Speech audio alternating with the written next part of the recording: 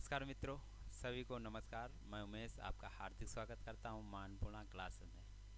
देखिए, अभी तक मैं आपके दो प्रैक्टिस सेट अग्निवीर के रीजनिंग के दो प्रैक्टिस सेट करा चुका हूं। आज मैं आपके लिए अग्निवीर से संबंधित रीजनिंग तीसरा प्रैक्टिस सेट लेकर आया हूं।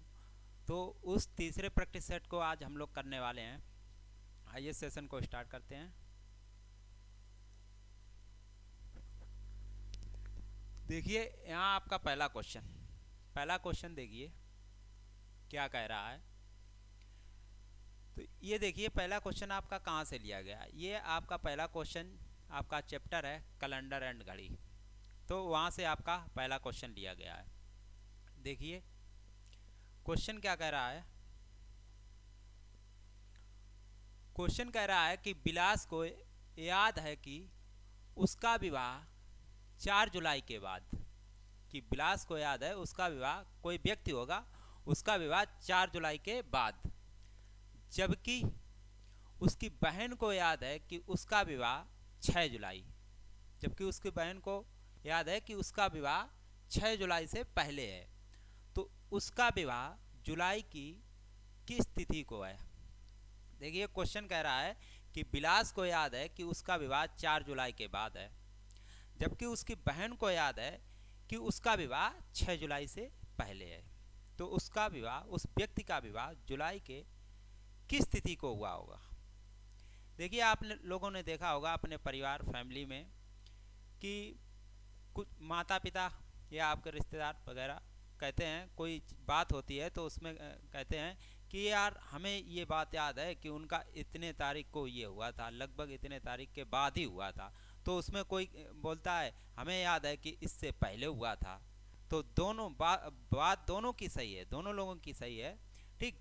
तो अपने अपने मत रखते हैं कि इतने तारीख बाद हुआ होगा, कोई मत रखता है इतने तारीख पहले हुआ है। अब उसमें देख लेते हैं उभयनिष्ठ, यानी कॉमन कौन सा आ रहा दिन, तो वही दिन निर्धारित हो जाता है। तो उसमें इसमें क्वेश्चन यही कह रहा है कि बिलास को याद है कि उसका विवाह 4 जुलाई के बाद है, जबकि उसकी बहन को याद है कि उसका विवाह 6 जुलाई से पहले है। तो उसका विवाह जुलाई के किस तिथि को है। देखिए, बिलास को क्या याद है। बिलास बिलास को याद है कि 4 जुलाई के बाद, यानी 4 जुलाई के बाद, तो 5 तारीख रही होगी या 6 तारीख रही होगी या 7 तारीख रही होगी, इनके अनुसार कोई भी तारीख रही होगी, लेकिन 4 जुलाई के बाद की तारीख रही होगी। 4 जुलाई के बाद की 5 रही होगी, 6 7 8 कोई पता नहीं, ठीक। फिर इसके बाद दूसरी कंडीशन, उसकी बहन को याद है, जो बिलास की बहन है उनको याद है कि 6 जुलाई से उस व्यक्ति का विवाह 6 जुलाई से पहले हुआ है। अब बिलास की बहन को क्या याद है, तो इनको याद है कि 6 जुलाई से पहले, मतलब 6 जुलाई से पहले 5 तारीख रही होगी या 4 तारीख रही होगी, कोई भी तारीख रही होगी इसमें से। अब देखिए, उसका विवाह, उस व्यक्ति का विवाह जुलाई की किस तिथि को है। देखिए, बिलास जी कह रहे हैं 4 जुलाई के बाद, 5 को रहा होगा, ठीक। और उनकी बहन कह रहे हैं 6 जुलाई से पहले। अब 5 के बाद, यहाँ से हम 5 के बाद जो कंडीशन कह रहा था 5 के बाद तक, मतलब पता नहीं कौन सी तिथि को। तो इसमें उनकी बहन देखिए 6 जुलाई से पहले कह दिया, तो अब इसके इधर तो नहीं जाना पड़ेगा, इसके इधर ही रहना पड़ेगा। अब देखिए इसमें 6 जुलाई से पहले कहा गया, 6 जुलाई 5 होगी या 4 जुलाई होगी, ठीक। इनको याद है कि 4 जुलाई के बाद, अब 4 जुलाई के बाद 5 रही होगी या 6 रही होगी। अब इनको याद है कि 6 जुलाई से मतलब पहले। तो अब इसमें देखिए कौन सा कॉमन आ रहा है। इसमें कॉमन आ रहा है आपका 5। 4 जुलाई तो होगी नहीं, बिलास ने बता दिया कि 4 जुलाई के बाद है। अब 5 हो गई या 6 होगी, ठीक। 5 होगी या 6 होगी, इसको 4 को मेट देते हैं। 5 होगी या 6 होगी।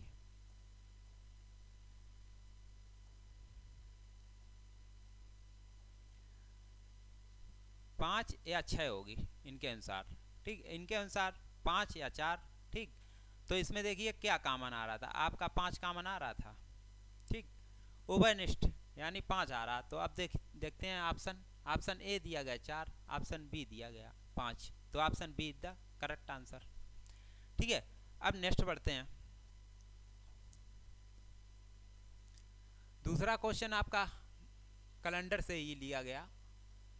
यदि अप्रैल माह की 8 तारीख को सोमवार था तो उस माह की 30 तारीख को किस बार को पड़ेगी। क्या कहा गया क्वेश्चन में कि यदि अप्रैल माह की 8 तारीख को सोमवार था तो उसी माह के 30 तारीख को कौन सा बार पड़ेगा या दिन पड़ेगा। ठीक है, तो देखते हैं, समझते हैं इसको। 8 तारीख को दिया गया आपको, 8 तारीख को क्या कहा गया, सोमवार। 8 तारीख को सोमवार बताया गया। फिर इसके बाद आपसे पूछा गया 30 तारीख को कौन सा बार पड़ेगा, यानी 30 तारीख को कौन सा दिन पड़ेगा। तो 8 के बाद दूसरा सोमवार कौन पड़ेगा, दूसरा सोमवार जो पड़ेगा किस तिथि को पड़ेगा, तो 15 को पड़ेगा। 8 7 15, 15 को सोमवार पड़ेगा दूसरा सोमवार। इसके बाद तीसरा सोमवार कब पड़ेगा, 15 7 22, यानी 22 तारीख को पड़ेगा सोमवार। फिर इसके बाद तीसरा सोमवार 22 7 29, 29 को पड़ेगा। अब आपसे पूछा क्या गया, पूछा गया है आपसे कि 30 तारीख को, 29 तारीख को सोमवार है तो 30 तारीख को कौन सा दिन हो जाएगा, मंगलवार हो जाएगा। कौन सा दिन होगा, मंगलवार। 30 तारीख को मंगलवार। अब ऑप्शन में मैच करते हैं। ऑप्शन ए दिया गया रविवार, ऑप्शन बी दिया गया सोमवार, ऑप्शन सी दिया गया आपका मंगलवार। Option C is the right answer. अब आइए नेक्स्ट बढ़ते हैं। नेक्स्ट दूसरा क्वेश्चन आपका, सॉरी दूसरा नहीं, तीसरा क्वेश्चन। ये आपका क्वेश्चन कहाँ से लिया गया, ये आपका क्वेश्चन लिया गया सिटिंग अरेंजमेंट, जिसको कहते हैं हिंदी में बैठक व्यवस्थीकरण। तो देखते हैं, इसको करते हैं क्वेश्चन को। एक कक्षा है, एक कक्षा में कितने मित्र बैठे हुए हैं, 7। कौन कौन है, P Q R S T U और B और B। एक ही पंक्ति में अध्यापक की ओर मुंह करके बैठे हैं। एक कक्षा में कितने मित्र हैं, 7 मित्र हैं, P Q R S T U B। सातों मित्र किधर की ओर मुंह करके बैठे हैं, तो अध्यापक की ओर। ठीक, अध्यापक की ओर मुंह करके बैठे हुए हैं। तो इस क्वेश्चन को करने के लिए सबसे पहले हमें मेथड आना चाहिए, कैसे इसको सॉल्व करते हैं। ठीक है, और इस क्वेश्चन में क्या, जो सिटिंग अरेंजमेंट है इसमें आपको प्रैक्टिस करना पड़ेगा। जब तक आप प्रैक्टिस नहीं करेंगे तब तक ये आपको चैप्टर नहीं आएगा। इसमें सबसे ज़्यादा प्रैक्टिस ही मांगती है इस क्वेश्चन में। यदि आप प्रैक्टिस करते रहेंगे तो आप ऐसे क्वेश्चन को कर ले जाएंगे। इसमें सभी लोग फंस जाते हैं, आपके अध्यापक, हम लोग भी फंस जाते हैं, सभी लोग फंस जाते हैं। तो इसमें प्रैक्टिस ये क्वेश्चन मांगता है। देखिए 7 मित्र हैं, उत्तर की सॉरी अध्यापक की ओर मुंह करके बैठे हुए हैं, अध्यापक की ओर। तो अध्यापक की ओर मुंह करके बैठे हैं, या तो पूरब मान सॉरी या तो उत्तर मान लीजिए या तो दक्षिण मान लीजिए, दक्षिण की तरफ। ठीक, तो उत्तर मानेंगे तो अच्छा रहेगा, क्योंकि उत्तर से बैठालने में हमारा मतलब सही रहता है, और दक्षिण बैठालने में थोड़ा कठिनाई होती है। ठीक, उत्तर दोनों तरीके से आएगा, कहीं चाहे पूरब तरफ बैठा लिए, पश्चिम या उत्तर दक्षिण, किसी भी तरफ से। क्वेश्चन में कहा नहीं गया कि पूरब तरफ है या दक्षिण तरफ, कुछ कहा नहीं गया है। तो आप उत्तर की तरफ मुंह करके बैठा लिए। जैसे आप लोग हमें देख रहे हैं तो ये आप उत्तर की तरफ देख रहे हैं, और हम आपको देख रहे हैं तो दक्षिण की तरफ। ठीक, तो हमें, यदि हम आपकी तरफ देखेंगे तो हमें लेफ्ट राइट पता करने में आसानी रहेगी। हमारा देखिए राइट इधर हो जाएगा, ठीक, राइट इधर हो जाएगा, लेफ्ट इधर हो जाएगा, आपका राइट इधर हो जाएगा। आप देखेंगे उत्तर की ओर तो आपका राइट कौन सा होगा, आपका राइट ये हो जाएगा, लेफ्ट आपका ये हो जाएगा। कौन सा हो जाएगा, ये हो जाएगा या नहीं हो जाएगा। ठीक, अब मेरा, हम आपको देखते हैं तो ठीक विपरीत हो जाएगा इसका। ठीक, तो क्वेश्चन को अब करेंगे। देखिए इस क्वेश्चन को करने के लिए कुछ छात्रगण हैं, वो सबसे पहले 7 लाइनें खींचेंगे, तो उनका ये मेथड गलत होता है। 7 लाइनें खींच लो, ये मेथड गलत होता है। क्वेश्चन के हिसाब से करते जाइए, आपका आराम से सिटिंग अरेंजमेंट वाला क्वेश्चन हो जाएगा। क्वेश्चन के हिसाब से, क्वेश्चन में जो आपको दिया गया उस कंडीशन के हिसाब से करते जाएंगे तो आप इस क्वेश्चन को कर ले जाएंगे। तो सबसे पहले इस क्वेश्चन में ये देखिए कि कोई ऐसी कंडीशन तो नहीं दी गई कि जो निश्चित बैठक व्यवस्था बताए कि इनकी जो बैठक व्यवस्था है छात्रों की, इनकी लेफ्ट है या राइट है, या अंतिम छोर है या पहले छोर पर है। तो सबसे पहले ये देखते हैं इसमें।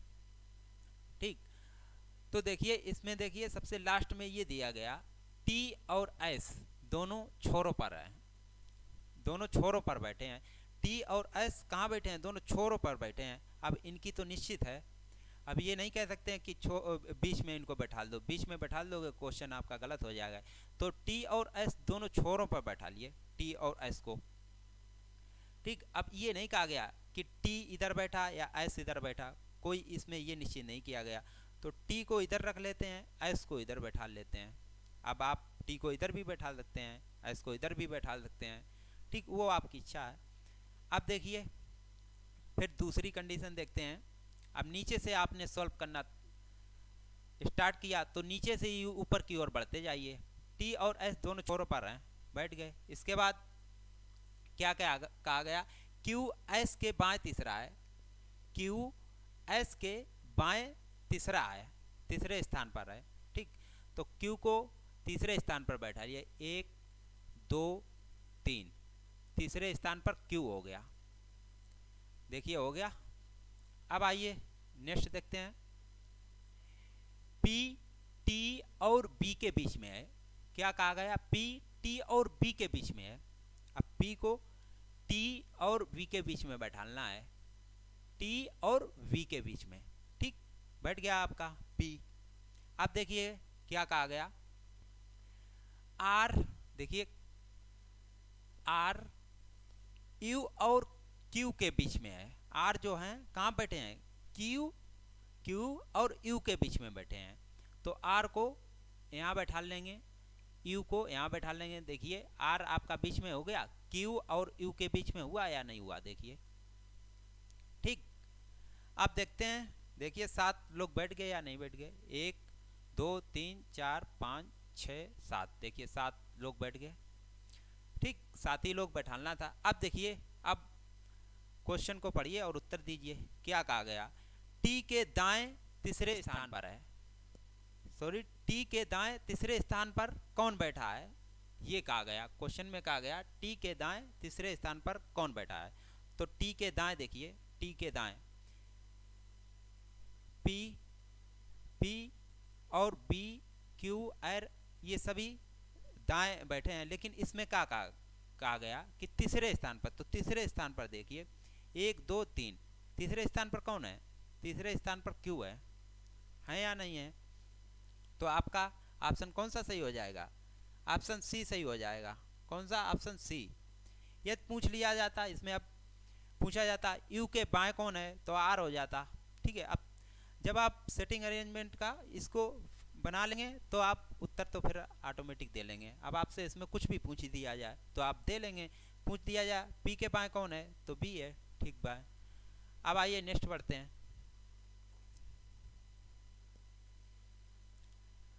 देखिए क्वेश्चन आपका नेक्स्ट, निम्नलिखित समीकरण को सही बनाने के लिए किन दो संख्याओं को आपस में बदलने की आवश्यकता है। समीकरण को संतुष्ट करना है। देखिए आपका ये जो दिया गया है 3 गुणे 45 डिवाइडेशन यानी भाग का चिन्ह लगा 5 + 7 - 11, सॉरी 12। तो इसके अनुसार ये व्यंजक जो दिया गया आपको, इसके अनुसार 70 आंसर आ जाएगा क्या? नहीं आएगा। देखिए इसमें दिया गया ऑप्शन ए दिया गया, option B, option C, option D, 4 option दिए गए हैं। संख्याओं यानी संख्याओं को आपस में बदलना है। संख्याओं को आपस में जब बदलेंगे तो आपका आंसर 70 आ जाएगा। अब इसमें देखिए कौन सा ऑप्शन रखें जो हमारा 70 आ जाए। क्वेश्चन को करने के लिए, ऐसे क्वेश्चन को करने के लिए आप लोग ऑप्शन से ही चेक करेंगे। ठीक, ऑप्शन से सबसे पहले पहला ऑप्शन देखेंगे रख के, फिर इसके बाद दूसरा, तीसरा, चौथा, ऐसे रखेंगे।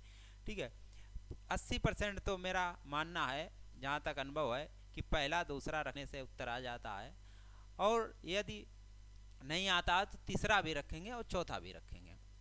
तो देखते हैं क्या कहा गया कि 3 × 45, ये आपका लिखा 3 × 45। इसके बाद भाग 5 + 7 - 12। ठीक, अब इसमें देखिए संख्याओं को बदल के देखते हैं।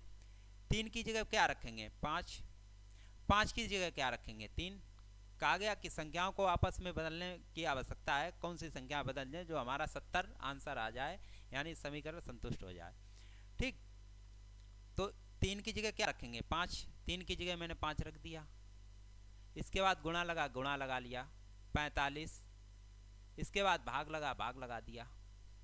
इसके बाद 5 की जगह क्या रखेंगे? 5 की जगह आप लोग क्या रखेंगे? 3 रखेंगे। फिर इसके बाद +7 - 12। अब इसको सोल्व करिए। इसको सोल्व करेंगे तो कितना आ जाएगा? 5 × 45 डिवाइडेशन मतलब भाग 3 का लगाएंगे, +7 करेंगे, इसके बाद माइनस करेंगे 12। 3 से काट देंगे, 3 एकम 3, 30 पे 15, 15 पना 75। कितना हो जाएगा? 75। इसके बाद +7, इसके बाद -12। 75 और 7 जोड़ेंगे कितना हो जाएगा? 75 और 7 हो जाएगा आपका 82। -12 करेंगे तो आपका कितना आ जाएगा? 70 आ जाएगा या नहीं आ जाएगा? ठीक है, तो आपका पहले ही ऑप्शन सही हो जाएगा। कौन सा ऑप्शन सही हो जाएगा? पहला option. Option A is the right answer. अब आइए नेक्स्ट पढ़ते हैं।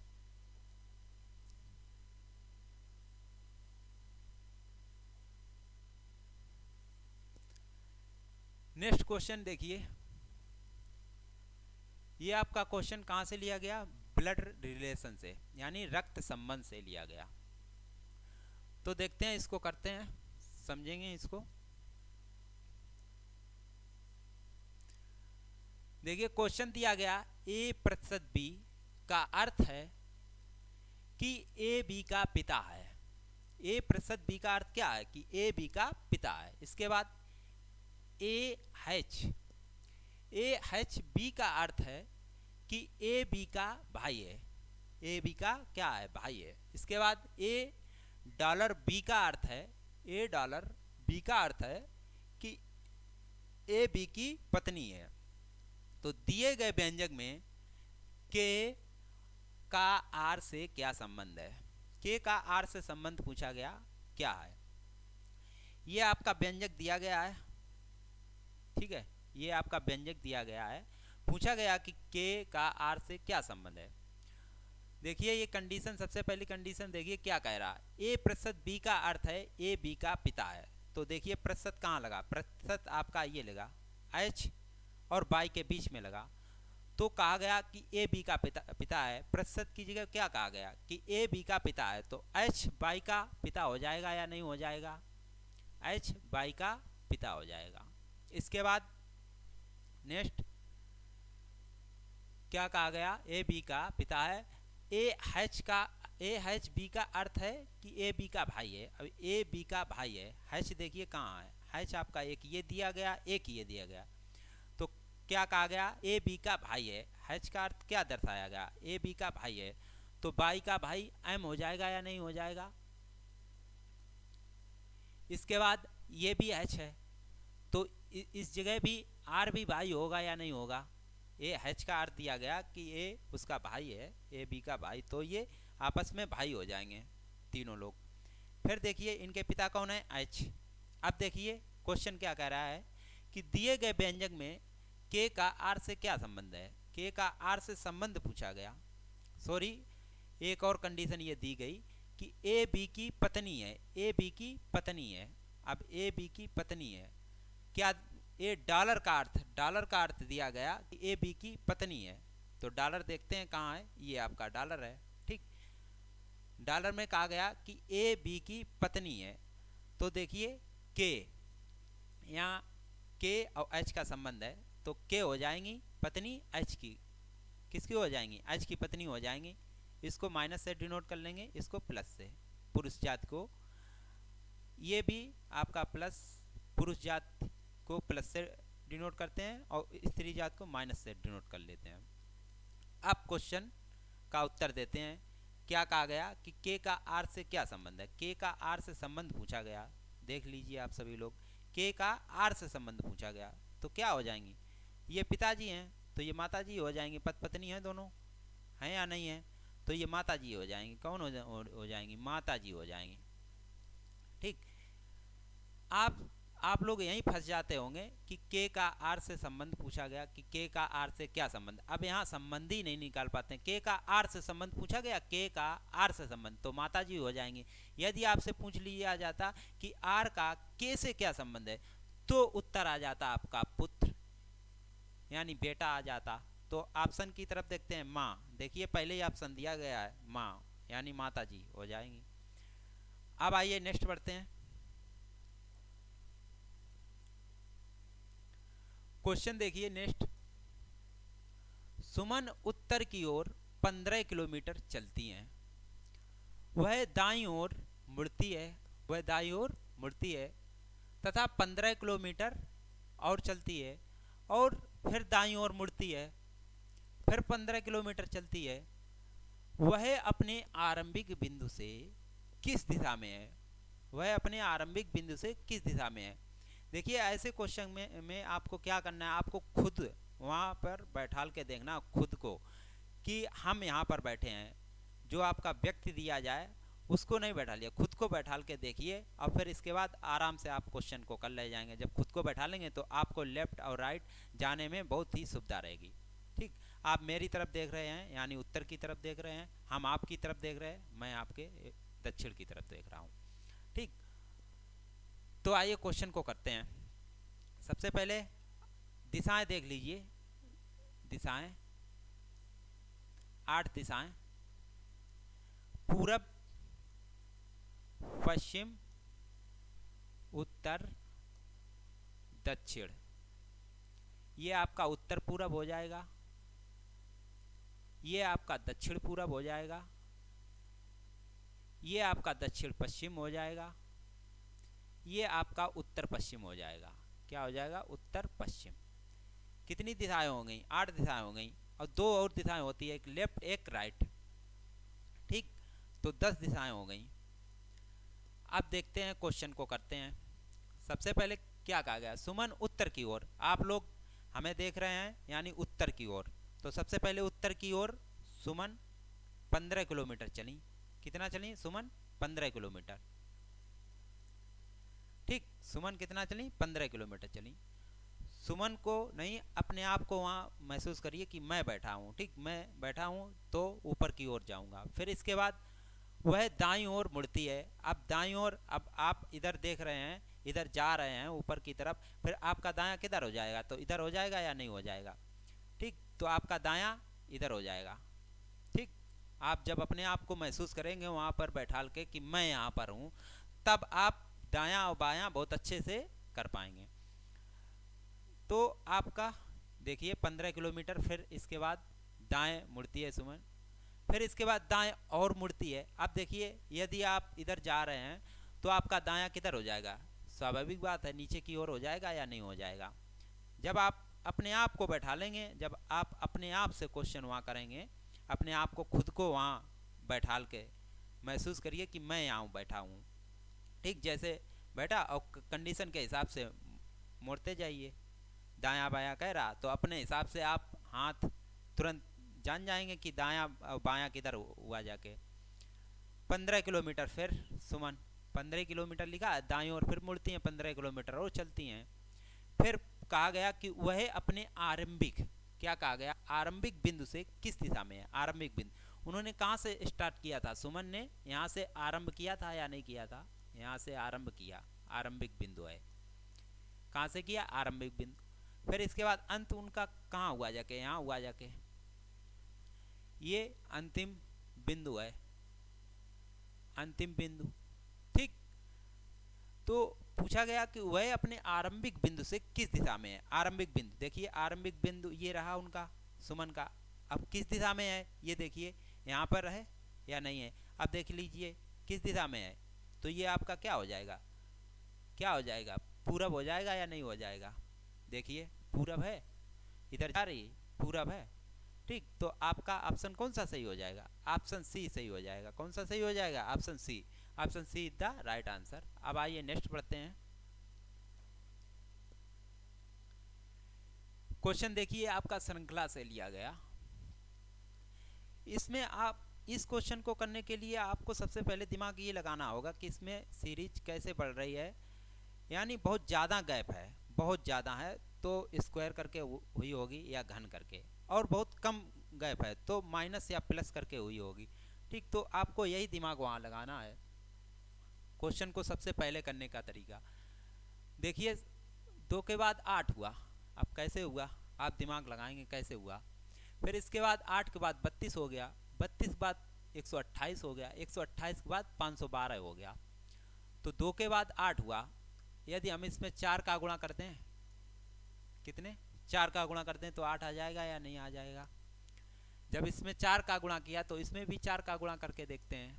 8 चकू 32 हो गया या नहीं हो गया। अब देखिए 32 का गुणा 4 में करिए, 32 का गुणा 4 में करिए, 32 गुणे 4 करेंगे, 4 दूनी 8, 3 दूनी 6, 12, 128 आ जाएगा।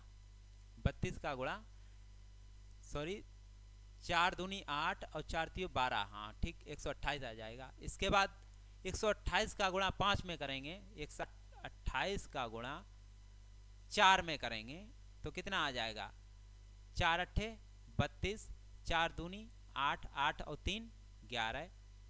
इसके बाद 4 एकम 4, 1 5, 512 आ गया।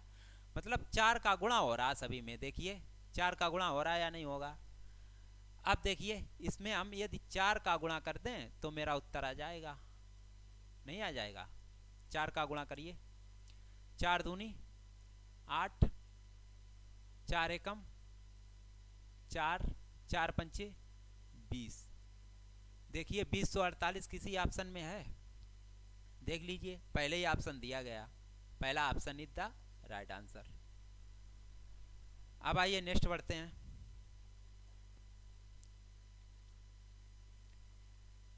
देखिए ये क्वेश्चन आपका कहाँ से लिया गया। ये क्वेश्चन आपका लिया गया क्लासिफिकेशन, जिसको हिंदी में कहते हैं वर्गीकरण। इसमें आपको विषम छांटना होता है, यानी अलग छांटना होता है। इसमें अलग कौन सा है, 3 का संबंध 1 से होगा और 1 का अलग से होगा। तो इसमें देखते हैं क्वेश्चन में विषम आपको इसमें छांटना होगा। भालू, शावक, मुर्गा, मुर्गी, शेर, शेरनी, भाई, भाभी। आप लोग देखेंगे यदि तो इसमें आपको नजर आएगा कि मुर्गा मुर्गी यानी स्त्रीलिंग हो रहा है, शेर शेरनी, भाई भाभी। ठीक, स्त्रीलिंग सभी में हो रहा है या नहीं हो रहा। ये सभी पुरुष जात के हो गए, ये स्त्री जात के हो गए। ठीक, तो पुल्लिंग से स्त्रीलिंग बन रहा है। क्या बन रहा है, पुल्लिंग से स्त्रीलिंग। ठीक, अब भालू, शावक, भालू का स्त्रीलिंग क्या होता है, भालू का स्त्रीलिंग होता है मादा, मादा भालू कहते हैं स्त्रीलिंग में। ठीक, तो आपका ऑप्शन इसमें कौन सा सही हो जाएगा, 3 एक तरीके से हैं। ठीक, पुरुष स्त्रीलिंग। ठीक, फिर इसके बाद ये आपका अलग हो गया ऑप्शन ए, तो ऑप्शन ए ही आपका सही हो जाएगा, नहीं हो जाएगा। अब आइए नेक्स्ट बढ़ते हैं। दूसरा भी क्वेश्चन, ये भी आपका वहीं से लिया गया है, क्लासिफिकेशन से, वर्गीकरण से ही। तो इसको देखते हैं। विषम इसमें भी छांटना होगा। Kathakali, option B Kuchipudi, option C Hemis, option D Sattriya. इस क्वेश्चन को करने के लिए आप लोगों को जीएस आना चाहिए, जीके आना चाहिए। यानी यदि आपको जीएस आती है तो आप इस क्वेश्चन को कर पाएंगे। अब देखिए इसमें देखिए संबंध पूछ दिया गया है। कथकली, कथकली क्या है, यदि आप जीके पढ़ते हैं तो आपको पता होगा। कथकली एक क्या है, भारतीय लोक नृत्य है। क्या है, भारतीय लोक नृत्य है, लोक नृत्य है।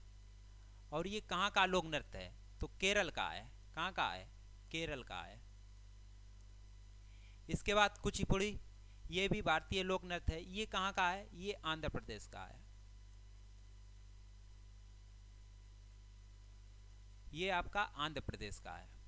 इसके बाद हेमिस, ये हेमिस आपका क्या है, ये आपका राष्ट्रीय उद्यान है। क्या है, राष्ट्रीय उद्यान। ये राष्ट्रीय उद्यान कहाँ पर है, तो लद्दाख में है। कहाँ पर है, लद्दाख में, लद्दाख में है। और सबसे ऊंचा राष्ट्रीय उद्यान है। कैसा है, सबसे ऊंचा, सबसे ऊंचा राष्ट्रीय उद्यान है, सबसे ऊंचा राष्ट्रीय उद्यान। सत्रिया, ये कहाँ का है, ये असम का है। लोक नृत्य तो देखते हैं इसमें, कथकली और कुचिपुड़ी सत्रिया, ये आपके भारतीय लोक नृत्य हैं। इसके बाद ये जो हेमिस है, ये आपका राष्ट्रीय उद्यान है। तो आपका विषम ही इसमें छांटना होता है। तो विषम आपका कौन सा हो जाएगा, हेमिस हो जाएगा। Option C is the right answer. अब देखते हैं, नेक्स्ट बढ़ते हैं। क्वेश्चन देखिए, एक निश्चित कूट भाषा में जेम G/M को 2275 के रूप में कूटबद्ध किया जाता है। उस कोड में KIT को कैसे कूटबद्ध किया जाएगा। ये आपका क्वेश्चन कोडिंग डिकोडिंग से है। ठीक, कोडिंग डिकोडिंग का अर्थ क्या होता है तो सभी को पता होगा। अपनी बात को प्रत्यक्ष से ना कहकर अप्रत्यक्ष से कहना, मतलब कोड वर्ड की सहायता से अपनी बात को कह लेना, कोडिंग डिकोडिंग कहलाती है। तो देखते हैं इसमें क्या कैसे संबंध बन रहा है। GeM G/M,